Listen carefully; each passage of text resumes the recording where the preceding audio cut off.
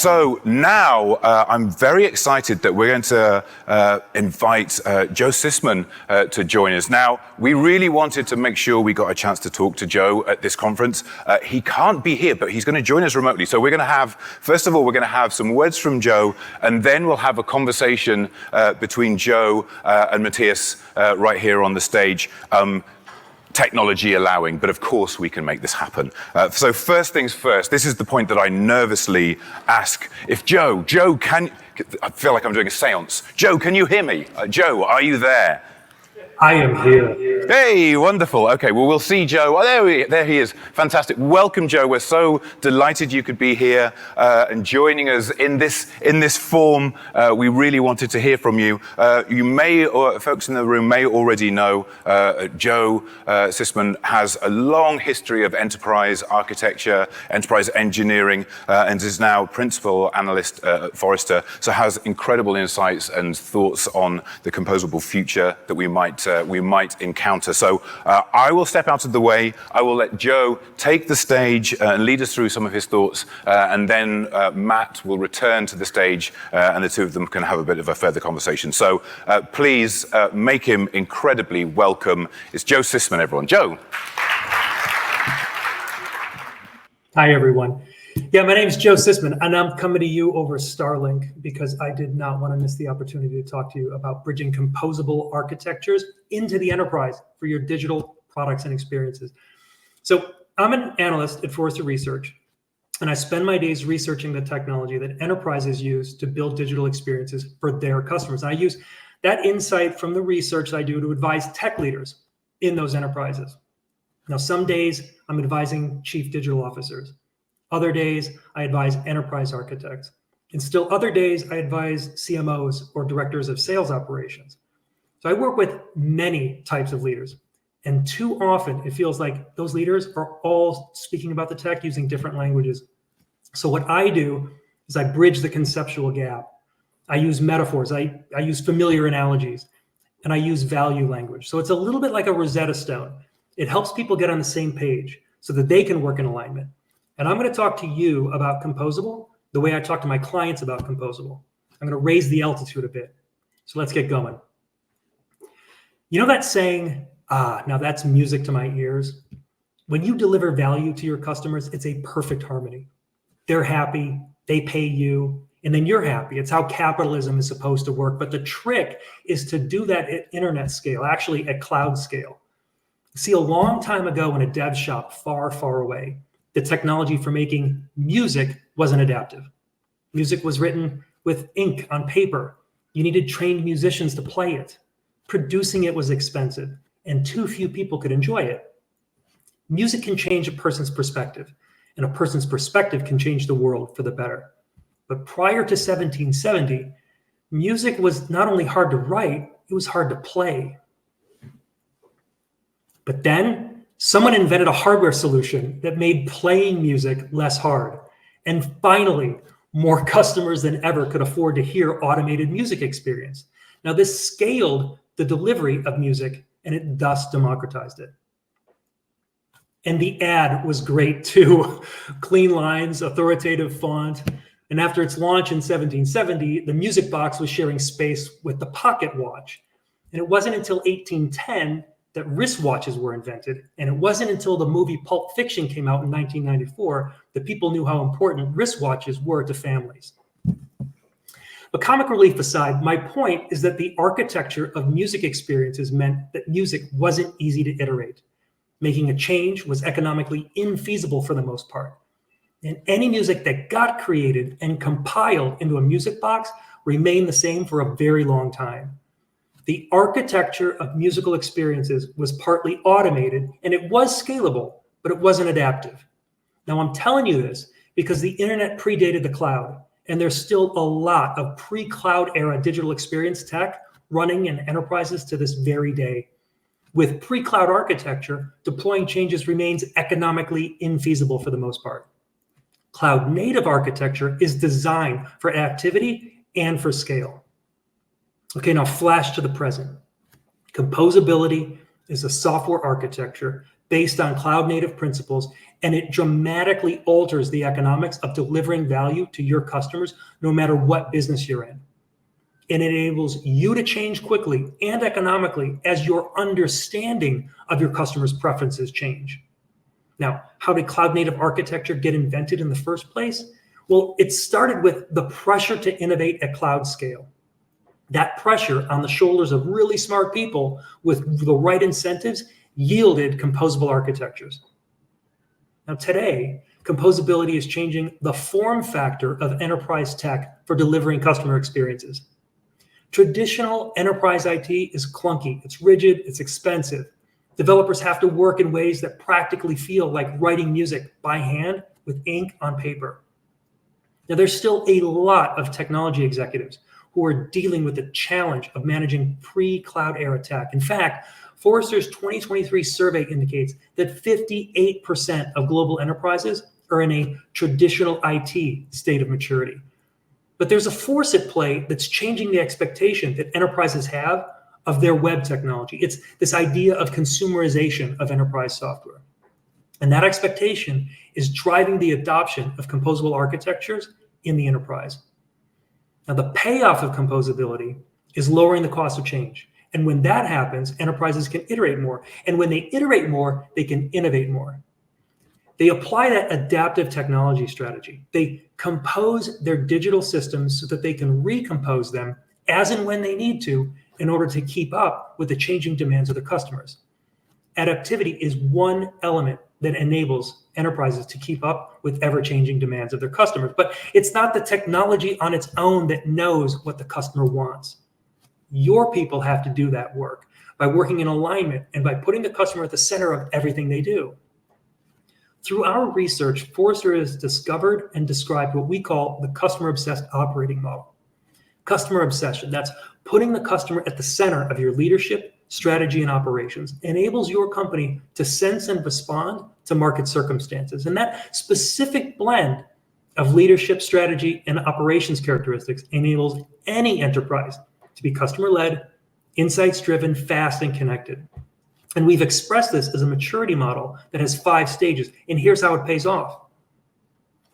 Enterprises at the highest level of maturity, the truly customer-obsessed enterprises, grew at 5.5 times faster than their less mature peers who are in a state that we call customer naive. And we do this survey every year. We measure the year-over-year revenue growth at enterprises around the world. Last year, that number was 1.6. In today's uncertain macro environment, the success chasm is widening between businesses that are customer obsessed and those that are not. So how many enterprises across the globe are customer obsessed? Well, we measured 6% of global enterprises are in a state of being customer obsessed. And when we look at European businesses, they're pretty much in alignment with that global number. But what about other industries? Well, healthcare lags their peers by 1 basis point. And healthcare is notably less customer-oriented than the global benchmark. What about retail? Well, retail also lags their global peers at being customer-obsessed, but they're ahead of their global peers at that customer-committed stage. Outsized revenue growth. Outsized revenue growth is the power of a customer-obsessed operating model in your enterprise. And we just saw 3 benchmarks of the distribution of that maturity across sectors. Now, the customer-obsessed operating model is how you orient your business around your customer. And then when you combine that with the right technology strategy, what Forrester calls a future fit technology strategy, what results is you having new ways of working and new ways that customers can engage with you. 3 core drivers, platforms, practices, and partners, give rise to 3 crucial capabilities. The ability to be adaptive, that's the ability to change when you spot an opportunity. The ability to be resilient, that's the ability to change when something exogenous like a pandemic happens. And the ability to be creative, which you can think of as your ability to be resourceful even without being full of resources. And again, this comes to life in your business as new ways of working and new ways that customers can engage with you. Okay, so to recap, composable software is a key ingredient that makes your technology strategy adaptive. A future fit technology strategy uses adaptivity to enable customer obsession. And customer obsession correlates with outsized revenue growth, 5.5 times faster growth than businesses in a lower state of maturity. So that's the perspective I give my clients to help them connect the dots between their pursuit of customer-obsessed growth and composable architectures. And so now Matt and I are going to have a chat about how to connect even more of those dots. Thank you.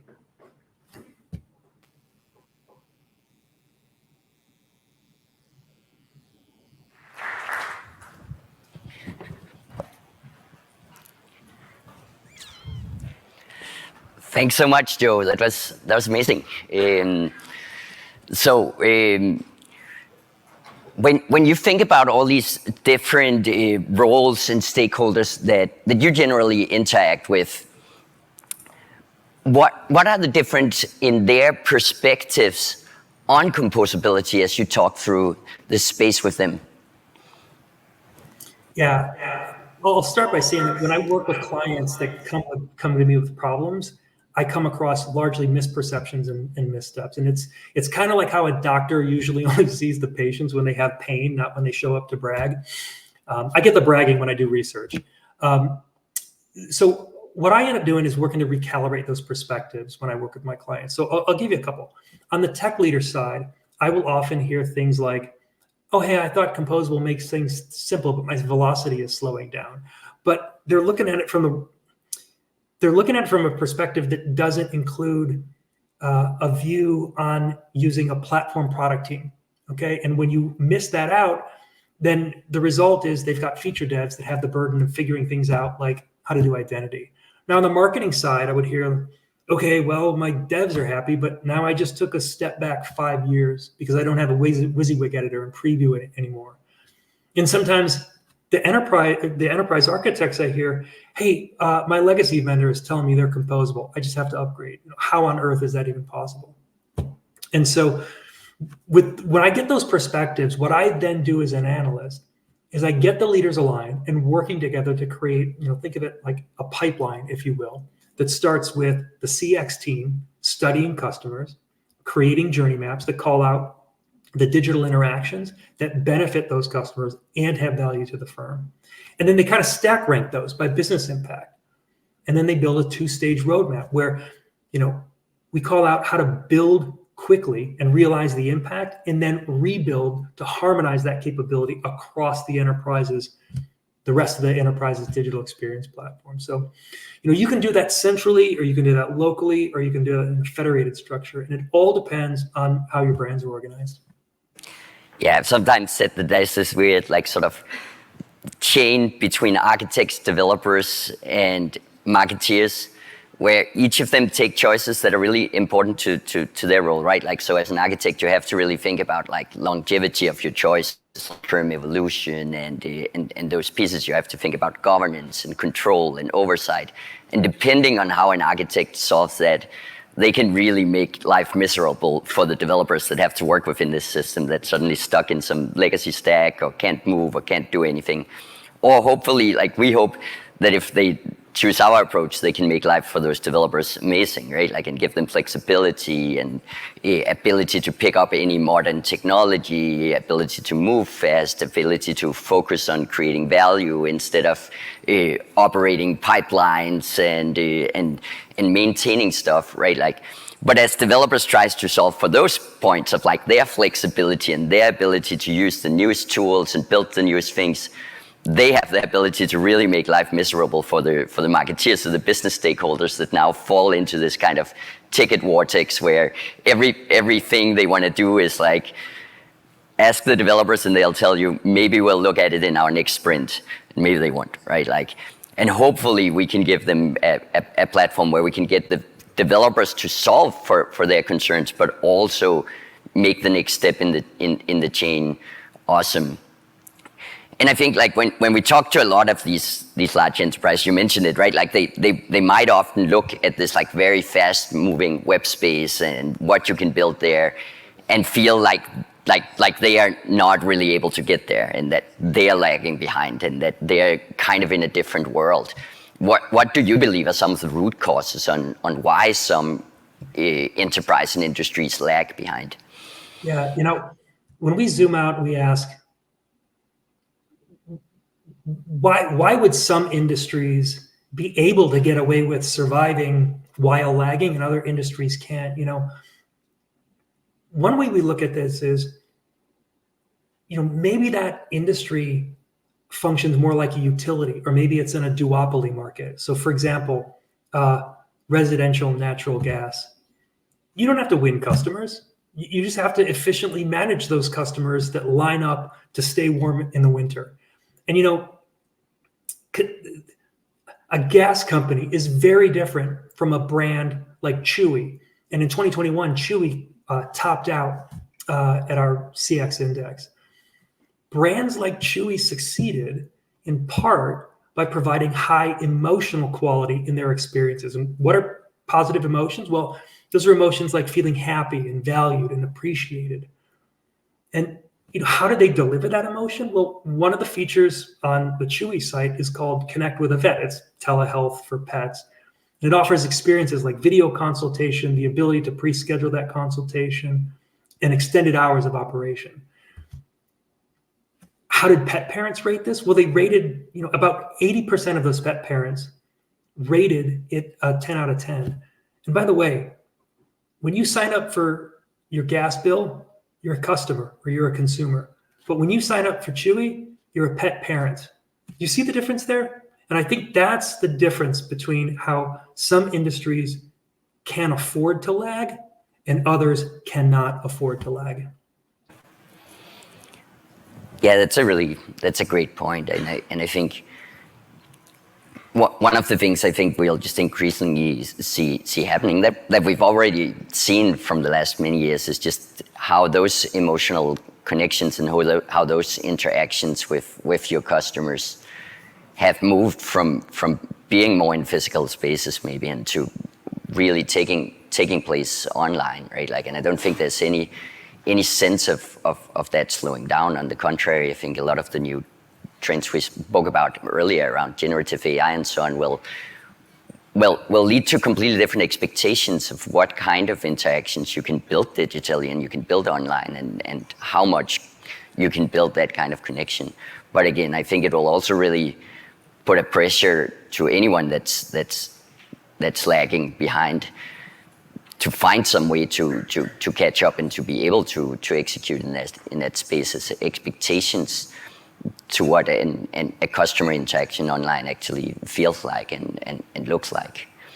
And you talked a lot about the results you were all seeing from companies going composable.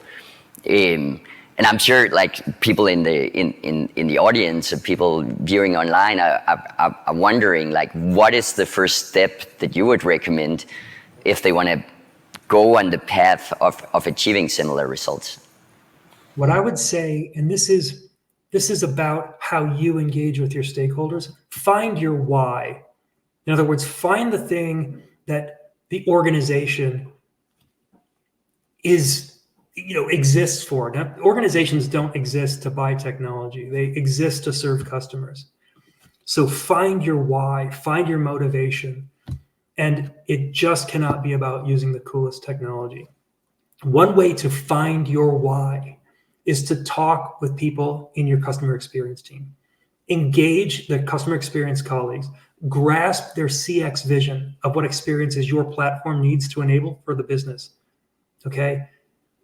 Invariably, better tech is going to get that CX vision realized, but speak in terms of the value that CX vision brings to life. And then you'll pick the tech that'll get you there fastest. And the tech that'll get you there fastest usually is not the monolith stuff. No. You're saying it's maybe not the approach of finding that why and then building a 5-year replatforming project that you're going to grind through across your whole stack, replace the whole monolith, launch something completely new and totally be successful.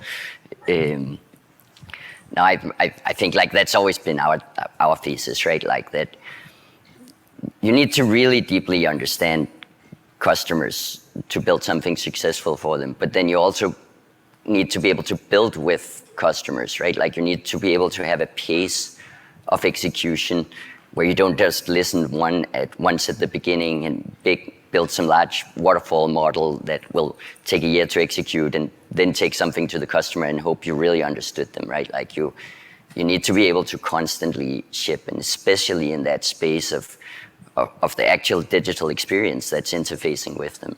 And I think it's one of the things that when I speak to some of these stakeholders at the large companies, I often ask them, like, very frankly, it's like, so how often does your team ship changes to production for your core web properties, right? Like, and the answers I get typically, like, often spans from the very best cases, something like once a week.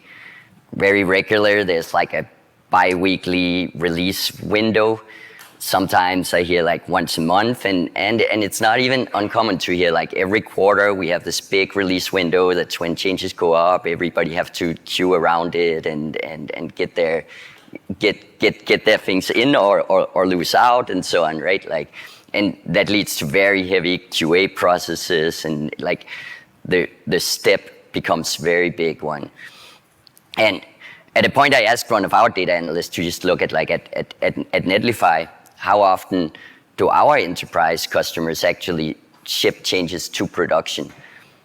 Because we run that whole release pipeline, right? Like from check-in of content or check-in of code or anything to the changes alive, and we can see if it's on a deploy preview or staging or an actual production release, right? Like, and when we filtered out like the big outliers that are maybe doing automated publishing all the time, 3,000 times a day or something, right? Like when we filled out those outliers, the average was 140 times a week.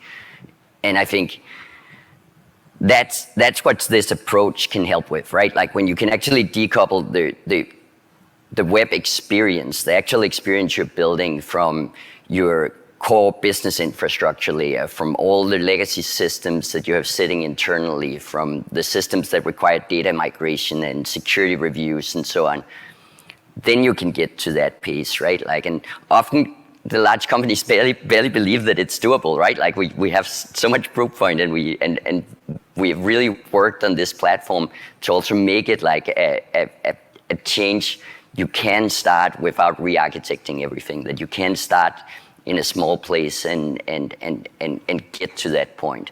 But I think as we see like this pressure from generative AI and from whole new UI experiences, if you want to be one of the companies that can stand out digitally in that environment, going from that like maybe once every 2 week release cycle to 140 times a week is really gonna go from being like an aspiration to becoming absolutely necessary, right?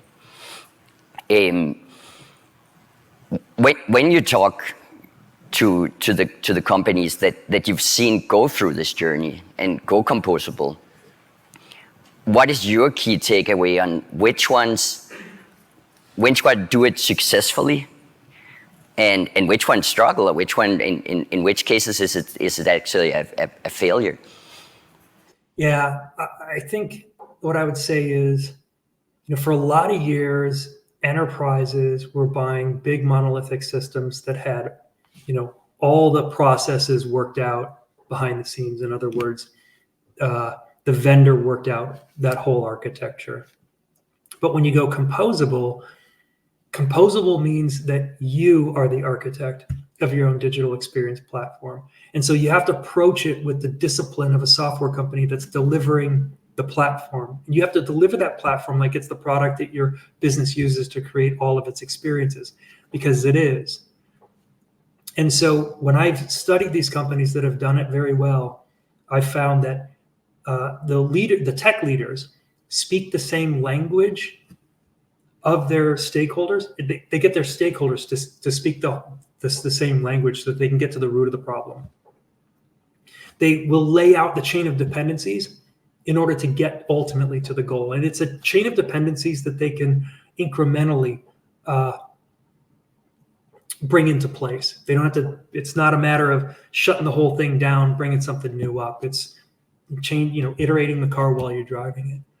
They also establish a global platform product management team they charter a global product platform development team, and they reshape the digital product development team such that that they use the platform.